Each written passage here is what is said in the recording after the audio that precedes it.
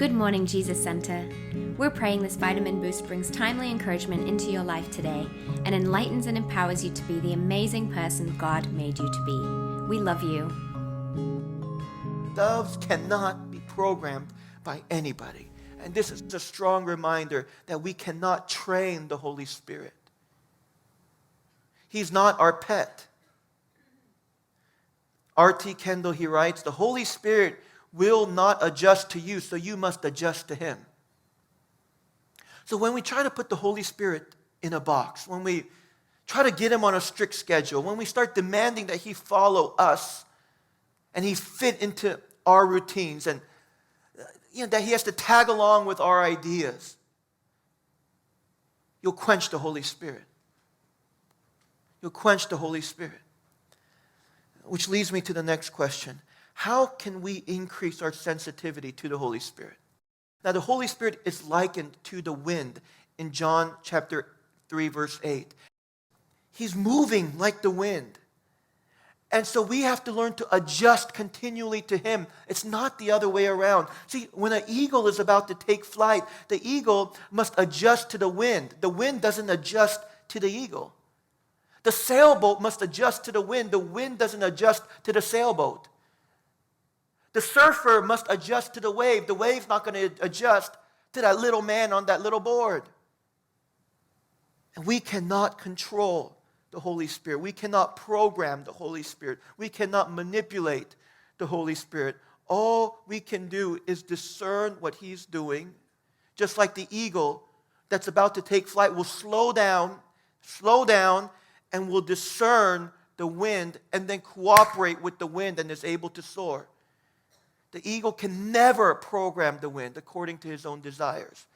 He must just discern what the wind is doing and then let the wind do the work. So actually, when eagles fly and take flight, it's effortless on the eagle's part because what they did was they just aligned to the wind.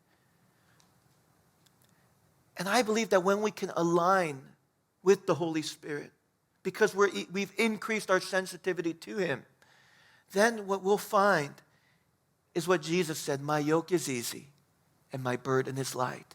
Because the wind will do the work for you. When you're in the flesh, you're doing all the work.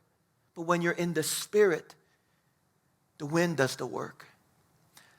I'm reminded of how in Galatians it tells us that if you walk in the Spirit, you'll not fulfill the desires of the flesh. That word walk in the Greek means a stroll in the park. So when you're aligned to the Spirit, your Christian life becomes a stroll. There's an ease to it. It flows. It's not you in the flesh trying to force everything. It's flowing. When you're in the flesh, you're forcing everything. When you're in the Spirit, it flows. When you're in the flesh, you're striving. When you're in the Spirit, you're soaring. I like the eagle. So how can we have the Spirit backing us? Well, if you want the Spirit backing us, you need to slow down. Number one, slow down and quiet down. Let's learn from the eagle. Slow down and quiet down. Peter Scazzaro said you can't live at warp speed without warping your soul. We need to slow down and we need to quiet down.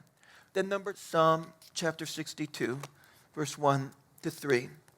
This is what the psalmist writes, for God alone my soul waits in silence. From Him comes my salvation. He alone is my rock, my salvation, my fortress, and I will not be greatly shaken. So here we see in verse 1, the psalmist is saying, I know how to silence my soul before God. Have you mastered the art of stillness before God? Have you taken advantage of stillness before God? Because it's in that stillness where we're able to discern the wind of the Spirit. Thanks for listening to today's Vitamin Boost. Have a love-filled day, and we hope to connect here again tomorrow.